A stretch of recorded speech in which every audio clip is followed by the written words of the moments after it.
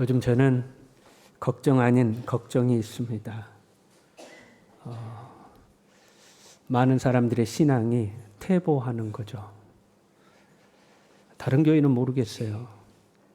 그래도 우리 교회 성도들 중에 교회는 다녔는데 구원받지 못한 성도가 있어서는 안 되는데, 그런데 우리의 신앙이 점점 퇴보하는 부분이 있다 이 말이죠. 특별히 코로나를 지나면서 우리뿐만 아니라 우리 한국 교회에 상당히 많은 성도들이 교회를 떠났습니다. 그러한 모습들을 보면서 정말로 우리는 구원받은 하나님의 사람인가? 혹 우리 중에 쭉정이가 있지는 않은가? 예수님께서는 키즈를 하신다고 그랬어요. 그러니까 평상시에는 알곡과 쭉정이가 같이 있는 겁니다. 그때는 모르죠. 알곡이 무엇인지 쭉정이가 무엇인지. 키즈를 하면 바람에 쭉정이는 날아가고 알곡은 그대로 키 안으로 모이는 거 아닙니까? 그 키질이라는 게 뭐냐면 때로는 고난이고 때로는 어떤 사건인 겁니다. 하나님이 우리에게 어떤 사건을 보내시면 그 사건을 통해서 우리의 믿음이 검증되는 거거든요. 그 사건의 바람에 날아가 버리는 사람이 있고, 때로 고난이 찾아오고 어려움이 찾아왔음에도 불구하고 끝까지 믿음을 지켜내는 사람이 있고, 코로나라는 것은 하나의 키질이나 다름없는 겁니다. 하나님이 전 세계를 코로나로 키질하시는 거죠. 같이 있을 때는 몰랐는데, 평안할 때는 몰랐는데 코로나라는 키질을 통하여서 쭉정이들이 날아가는 거죠. 알곡만 남는 겁니다. 믿음이 좀 약해진 거 아닙니까? 예, 그럴 수도 있죠. 그러나 엄밀하게 보면 원래의 모습이 드러나는 겁니다. 원래 그랬던 거예요. 그런데 평상시에는 그걸 모르고 우리가 같이 사니까 너도 믿음 좋고 나도 믿음 좋고 그런 줄로 안 거죠. 그런데 어떤 문제가 내게 탁 부딪혀 왔을 때 진짜 나의 모습이 딱 드러나는 겁니다. 그래도 믿음으로 구원받는 거 아닙니까? 좀 믿음이 약해지고 교회 생활은 좀 소홀해졌을지라도 믿음으로 구원받는 거 아닙니까? 네, 믿음으로 구원을 받습니다. 그러나 그 믿음으로 구원받는다는 것도 심각한 부작용이 있습니다. 오늘 본문의 말씀을 보세요. 약간 이해하기가 힘들어요. 22절에 만일 누구든지 주를 사랑하지 아니하면 저주를 받을지어다. 예수님이 십자가에 달리실 때에 우리의 모든 저주를 짊어지고 죽으셨습니다. 갈라디아서 3장 13절에요.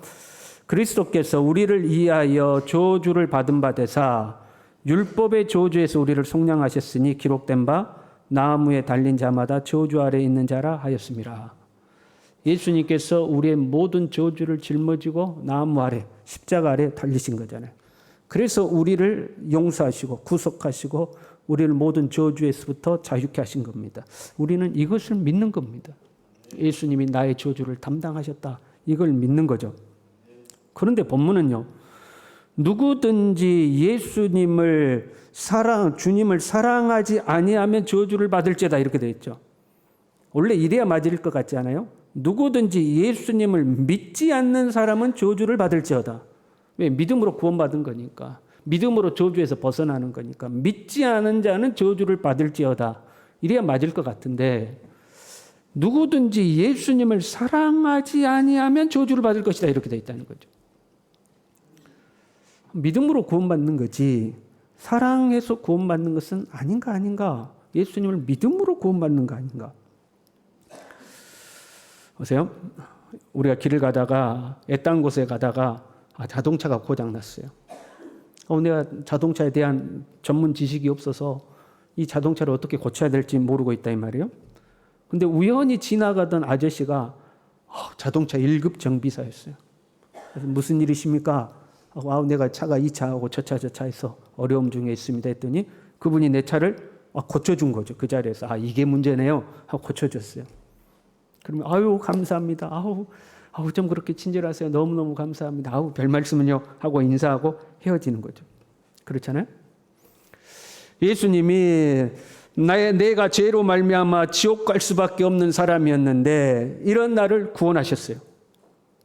정말 고마울 수밖에 없어요. 안 고마울 수가 없어요. 무료로 해주셨거든요. 은혜로 공짜로 주셨거든요. 너무너무 고맙죠.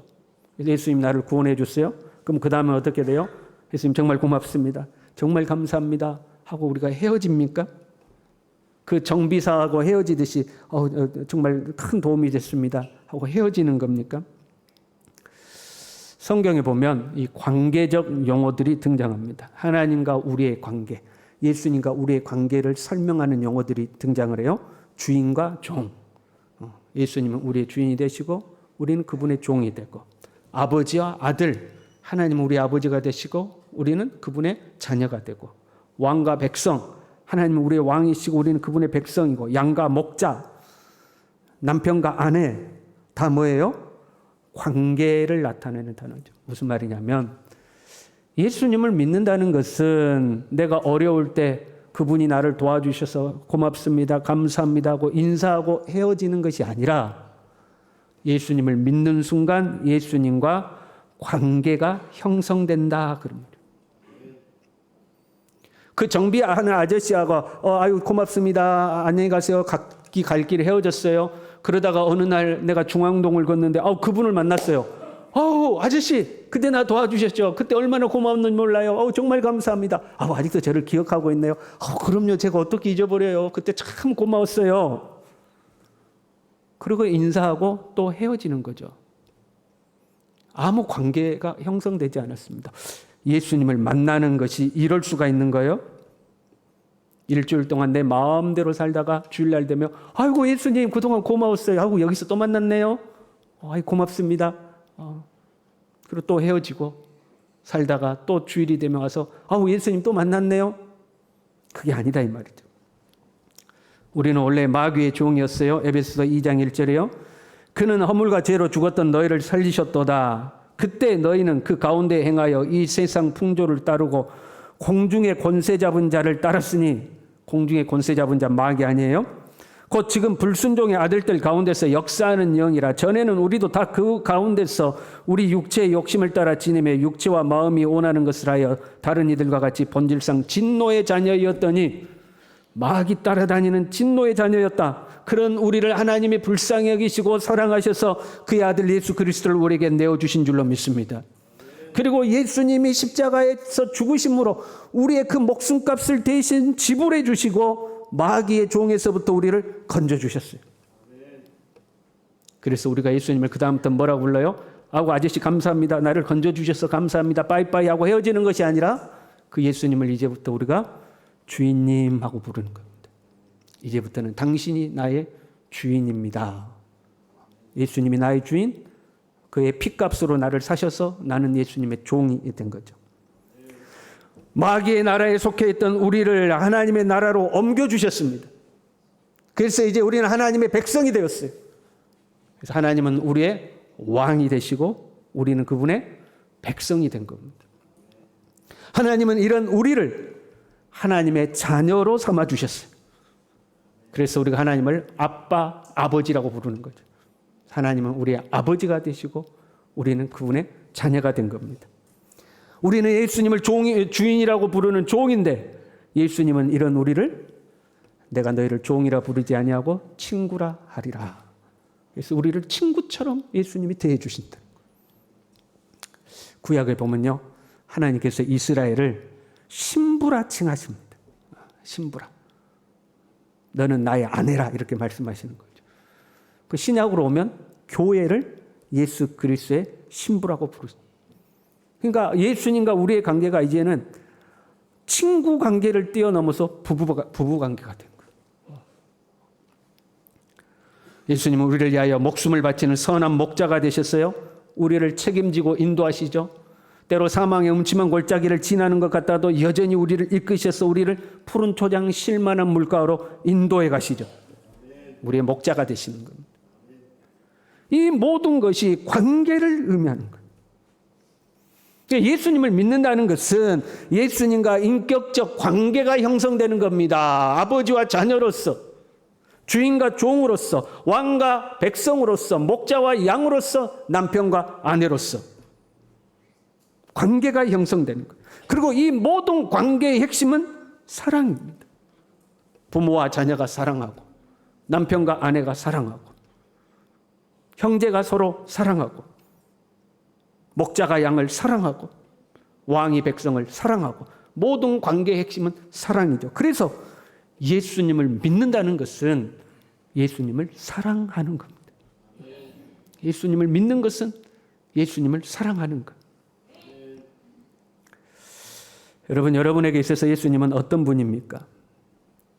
내 삶에 도움이 필요할 때, 좀 나도 복을 좀 받아야 할 때, 예수님이 좀 능력이 있다고 그러니까 그분에게 내가 조금 잘 보여서, 조금 이쁘게 보여서 어떻게든 좀 도움을 좀 받아내야 되는, 혹시 그런 분입니까?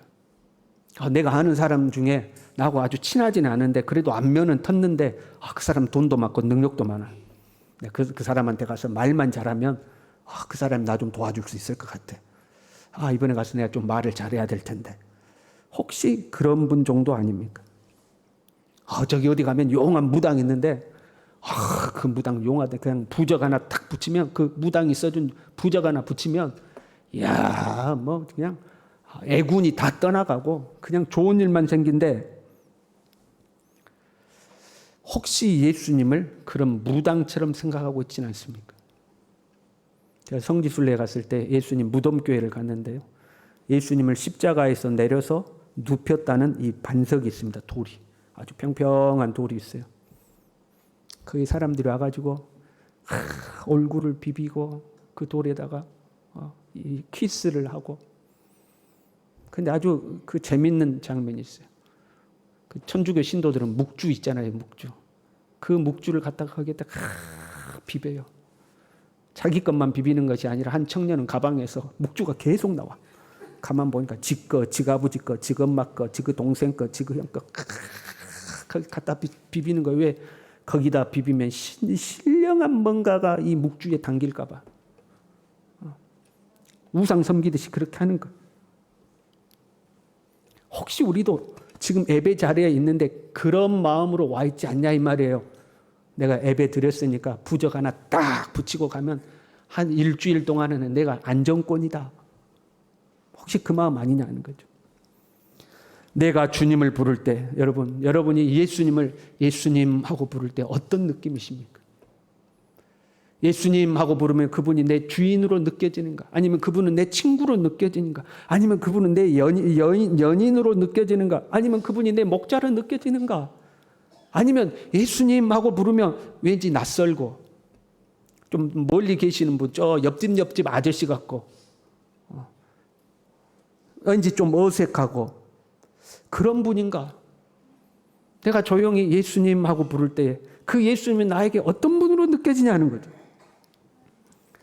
만약 예수님을 믿는다고 하면서도, 여러분 이렇게 교회 나와서 예배를 드리면서도 예수님하고 불렀는데 그분이 저 지나가는, 언젠가 얼굴을 한두 번 본 것 같은 저 지나가는 아저씨처럼 느껴진다면, 또는 권력과 능력이 있는 분인데 저분한테 내가 잘 보이면, 어떻게 좀 말을 잘하면 저분이 뭔가 나를 도와줄 것 같은 그런 안면을 좀 터놓은 그런 분처럼 느껴진다면, 그 믿음은 잘못된 믿음입니다. 이거는 아주 중요한 문제예요. 누구든지 주를 사랑하지 아니하면 저주를 받을지어다라고 할 정도로 심각한 문제인 거예요.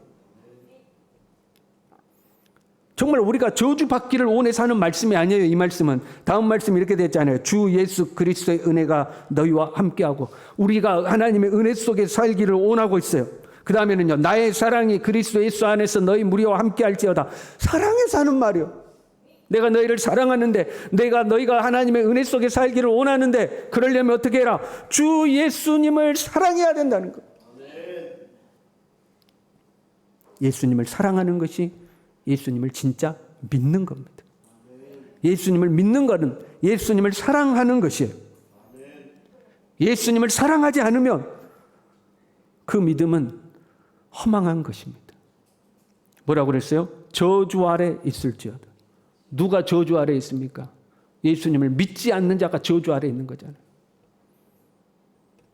예수님을 믿는다고 하지만 예수님을 사랑하지는 않아요. 그럼 아직 저주 아래에 있다 이 말이에요. 사랑의 특징은요, 여러분 사랑의 특징이 뭐죠? 함께하고 싶어 합니다. 부모는 자녀와 함께하고 싶어 하죠. 그래서 멀리 살고 있는 자녀가 집에 왔으면 좋겠고, 집에 왔으면 하룻밤이라도 자고 갔으면 좋겠고, 조금 더 같이 있고 싶죠. 남녀가 사랑하면요, 헤어지고 싶지가 않죠. 같이 있고 싶어. 때로 좀 싸우지만 그래도 같이 있고 싶어. 그래서 헤어지고 싶지 않아서 야, 그냥 우리 한 집에서 같이 살자. 그래서 결혼하는 거잖아요. 함께 하고 싶어 하는 거죠. 예수님을 사랑하게 되면요, 예수님과 함께 하고 싶습니다. 그래서 우리 주여 오시옵소서 이렇게 되어 있는 거예요. 우리 주여 오시옵소서. 주님 오시옵소서.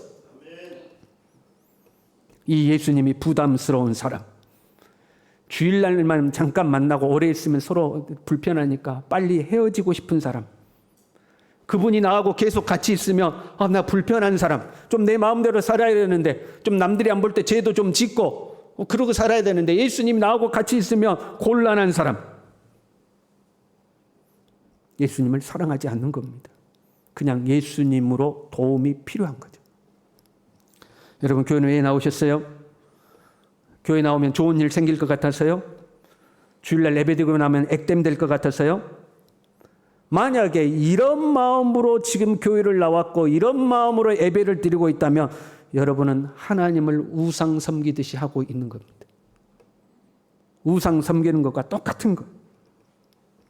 하나님과 어떤 인격적 관계도 없이 구약의 성도들이 소나 양이나 제물이나 갖다 바쳐놓고 일상은 마음대로 살면서 내가 소 갖다 바쳤으니까 양 갖다 바쳤으니까 이제 내 삶이 잘 될 것이다 이렇게 생각한 것을 하나님은 우상이라고 그랬어요. 너희의 산당은 예루살렘이다. 예루살렘에서 예배드리는 그 예배가 우상 섬기는 것이나 다름없다. 하나님과 아무 관계가 없는 것. 우리가 예수님 처음 믿을 때 신앙생활 처음 시작할 때는요, 힘든 일이 있어서 예수님 찾을 수도 있어요. 어려운 일이 있어서 예수님의 도움이 필요할 수도 있어요. 좀 내가 잘 됐으면 좋겠다. 난 요즘 너무 힘드니까 좀 내가 복이라는 것을 좀 받아보고 싶다. 그래서 신앙생활 시작할 수 있어요. 그러나 신앙생활을 해가면서 깨달아야 합니다. 나를 향한 하나님의 사랑이 얼마나 큰 것인지, 예수님이 나를 얼마나 사랑하시는지, 나를 사랑하셔서 나를 위해서 목숨까지 바치는 그 큰 희생을 치르는 그 하나님의 사랑이 얼마나 위대한 것인지를 깨달아 가야 되는 거죠. 그리고 나도 그 주님을 사랑하게 되는 거예요. 그 주님을 사랑하게 되는 거예요. 만약에 우리의 신앙생활이라는 것이 한 주를 사는 동안 까맣게 주님 잊어버리고 삽니다. 예수님 좀 낯설고 어색한 분입니다. 예수님하고 대화하라고는 없이 삽니다. 그러다가 주일날 교회 와서 예배 드렸으니까 그래도 안 드린 것보단 나을 거야. 내가 예배 드렸으니까 앞으로 내 삶이 잘 될 거야. 이런 생각으로 교회에 나와 계신다면 자신의 신앙을 점검해야 합니다. 누구든지 주를 사랑하지 아니하면 저주를 받을지어다. 아직 온전한 믿음이 아니다 이 말이에요. 교회에 나와 있을지라도 온전한 믿음이 아니요. 나 그래도 성경 공부도 했어요. 나 그래도 교회 지금까지 열심히 다니고요. 교사도 하고 찬양대도 하고요. 봉사도 많이 했어요. 내가 집사도 되고 권사도 되고 장로도 됐어요. 목사도 됐어요. 내가 너희를 도무지 모른다. 주님이 그렇게 하신다고 그랬어요. 주여, 내가 주님과 밥도 같이 먹고요. 내가 길에 있을 때 주님이 우리를 가르치셨나이다. 나는 너를 도무지 모른다. 주여, 내가 주님의 이름으로 선지자 노릇도 하고요. 주의 이름으로 권능을 베풀고요. 주님의 이름으로 귀신도 쫓아내는데요. 불법을 행하는 자들은 내게서 떠나가라. 내가 너희를 도무지 모르겠다. 모른다고 그랬어요. 왜요? 주님을 사랑하지 않았어요. 내가 주님을 사랑하는지 어떻게 아는가? 주님을 생각하면 막 가슴이 뭉클해. 그거 참 좋은 거예요. 막 주님을 생각만 해도 너무너무 좋아. 주님을 생각만 해도 마음이 좋거든. 너무 좋아. 그것도 훌륭한 거예요. 그러나 그것보다 더 중요한 것이 요한복음 14장 21절에요. 나의 계명을 가지고 지키는 자라야 나를 사랑하는 자니. 나를 사랑하는 자는 내 아버지께 사랑을 받을 것이요 나도 그를 사랑하여 그에게 나를 나타내리라. 예수님을 사랑하는 사람에게 나타나는 태도는 순종입니다. 말씀을 지키는 것. 내가 말씀을 어기면 혼날까봐, 저주받을까봐 그렇게 해서 말씀을 지키는 것이 아니라 예수님을 사랑하니까 예수님을 기쁘시게 해드리고 싶어서 예수님 말씀에 순종하는 것. 그게 사랑의 특징이거든요. 사랑하면 잘해주고 싶어요. 제가 우리 집사람을 사랑할 때요, 연애할 때요, 집사람이 형편이 좀 어려웠어요. 못된 마음에 계속 어려웠으면 좋겠더라고요. 왜요? 그래야 나를 필요로 하니까. 어려울 때 도와주고, 어려울 때 도와주고, 어려울 때 도와주면 나의 존재감이 커지잖아요. 잘해주고 싶은 거예요. 뭔가 내가 할 수 있는 공간이 필요한 거예요. 내가 뭔가 역할을 할 수 있는 그 공간이 필요한 거예요. 잘해주고 싶은 거예요. 자녀가 부모를 사랑하잖아요. 그럼 부모님 말씀에 순종합니다. 왜요? 부모님을 기쁘시게 해드리고 싶으니까. 부모님을 기쁘시게 해드리고 싶어서 순종하는 거예요. 부모님께 유산 받으려고 순종하는 게 아니라 말씀대로 사는 것이 힘든 것이 아니에요. 벌 받을까 봐 무서워서 말씀을 지키는 것도 아니에요. 주님을 사랑하면 말씀대로 사는 것이 행복해요. 내가 주님을 위해서 뭔가 할 수 있다는 것이 행복해요. 주님을 기쁘시게 해드리는 것이 행복한 거예요. 요한복음 14장 24절에요. 나를 사랑하지 아니하는 자는 내 말을 지키지 아니한다. 지식으로는 예수님을 알아요. 입술로는 주여 주여 해요. 그러나 예수님 말씀대로 살질 않아요. 사랑하지 않으니까. 그래서 주여 주여 하는 자마다 다 천국에 가는 자가 아니라 내 아버지 뜻대로 행해야 된다. 무슨 말이에요? 예수님 사랑해야 된다는 거예요. 주님을 사랑하면 주님의 뜻을 행하게 있어요. 그래야 주님 기쁘시게 해드리니까. 주님을 사랑하면 주님이 원하시는 것이 무엇인지 알고 싶고 주님이 원하시는 그 일을 하고 싶은 거예요. 그래서 주님을 사랑하면 신앙생활이 즐겁습니다. 말씀이 즐겁습니다. 기도가 즐겁습니다. 예배가 즐겁습니다. 교회 오는 것이 즐겁습니다. 주님 사랑하니까. 교회는 주님의 몸이라고 그랬어요. 그러니까 교회를 사랑합니다. 교회를 섬기고 청소를 해도 즐겁고 봉사를 해도 즐겁고 내가 뭔 직분을 맡아서 헌신해도 즐겁고 남이 알아주지 않아도 행복한 거예요. 예, 주님의 몸된 교회를 섬기니까.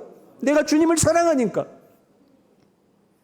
때로는 주님을 위한 희생과 헌신까지도 행복한 거예요. 한 여인이요, 예수님 발 앞에 왔어요. 눈물로 예수님의 발을 적시고 자기의 머리털로 그 예수님 발을 씻기고 그 발에 입 맞추고 향유를 부었어요. 사람들이 비난한 거예요. 저 값비싼 향유를 저렇게 붓다니. 저 여인은 죄인인데 죄인이 예수님께 와가지고 저런 짓을 하다니. 그때 예수님께서 설명하시고 끝에 이렇게 말씀하셨어요. 이러므로 내가 내게 말하느니 그의 많은 죄가 사하여 줬도다. 이는 그의 사랑함이 많음이라. 사함을 받은 일이 적은 자는 적게 사랑하느니라. 그 여인의 헌신의 행위를 사랑이라고 말씀하셨어요. 사랑하니까 남들 볼 때는 그 비싼 향유를 왜 허비하느냐? 허비라고 생각했어요. 그러나 예수님은 사랑이라고 말씀하셨어요. 헌신과 희생이 아깝지 않는 거예요. 주님을 사랑하면 순종의 삶을 삽니다. 헌신의 삶을 삽니다. 그래서 주님과 연합이 이루어져요. 요한복음 14장 23절에요. 사람이 나를 사랑하면 내 말을 지키리니 내 아버지께서 그를 사랑하실 것이요 우리가 그에게 가서 거처를 그와 함께 하리라. 주님이 내 안에 내가 주님 안에 사는 주님과 동거함이 이루어지는 것. 그냥 일주일에 한 번 얼굴 보고 헤어지는 정도가 아니라 이제는 주님과 함께 사는 거예요. 왜? 헤어지기 싫으니까 서로 사랑해서. 이게 진짜 예수님을 믿는 겁니다. 이게 진짜 예수님 믿는 거예요. 내가 예수님을 사랑하고 예수님도 나를 사랑하고. 그래서 주님과 헤어지기 싫어요. 일주일에 한 번 교회 와서 만나는 거 아니라 이제 함께 삽시다. 주님과 함께 사는 거예요. 사랑하는 성도 여러분, 신앙생활 어떻게 하고 있습니까? 점검하셔야 합니다. 성경은 가라지가 많다고 말씀하고 있어요. 쭉정이가 많다고 말씀하고 있어요. 내가 믿음에 서 있는가 스스로를 시험하고 점검해야 합니다. 뭘 점검해야 돼요? 나 진짜 예수님 사랑하나? 나 예수님 사랑하나? 머리로 예수님이 나의 죄를 대신해서 십자가에 죽으셨고 그걸 입으로 믿고 마음으로 믿고 입으로 시인하면 구원을 받는다. 그거 말고요. 그는 귀신들도 압니다. 내 마음이 진짜 예수님이 사랑하는 거예요. 홀로 앉아서 예수님 하고 부르면 그분은 나에게 어떤 분인가? 그분은 나의 좋은 친구요. 나의 주인이시요. 나의 구원자이신가? 아니면 예수님하고 부르면 어색한데. 여러분에게서 예수님은 어떤 분입니까? 정말로 예수님을 기쁘시게 해드리고 싶습니까? 내가 할 수 있는 것이 비록 작을지라도 나 때문에 예수님이 즐거워하셨으면 좋겠고 나 때문에 예수님이 기뻐하셨으면 좋겠고 여러분 그 마음이 여러분에게 있습니까? 그 마음이 없이 주님을 사랑하지 않는다면 저주를 받을지어다.